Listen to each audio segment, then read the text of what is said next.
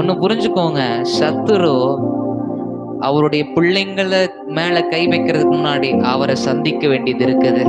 சவுல் ஆண்டவருடைய பிள்ளைங்களை சந்திக்க வந்தா அப்பா முந்தி சந்திக்கிறாரு. ஏன்னா அப்பாவை தாண்டி பிள்ளை கிட்ட போக முடியாது. யோபு தொடணும்னா அப்பா கிட்ட பர்மிஷன் கேட்டுதான் ஆகணும். ஆமென் சொல்லுங்களேன்.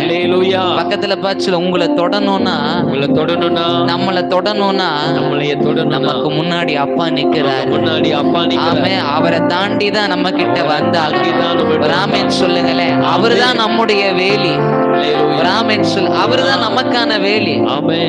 அப்படியா அப்பாவுடைய பிள்ளைங்களை சந்திக்க வந்தப்ப அந்த சவுலுக்கு தெரியல அப்பாவோட பிள்ளைங்களை சந்திக்கிறதுக்கு முன்னாடி அப்பாவை சந்திக்க வேண்டியது இருக்கு. ஆமே, அப்பாவை சந்திக்க வேண்டியது இருந்தது. அதுக்கப்புறம் அப்பாவே தான் சந்திச்சுட்டு இருந்தார். அப்பா, அதாவது அப்பாவை பார்த்துட்டவன், அப்பாவை பார்த்தவங்க அப்பா கூட தான் இருப்பாங்கல்ல. புத்தி தெளிஞ்சதுக்கு அப்புறம் அதுக்கப்புறம் அப்பா வீட்டே வெளியே போக மாட்டாங்க.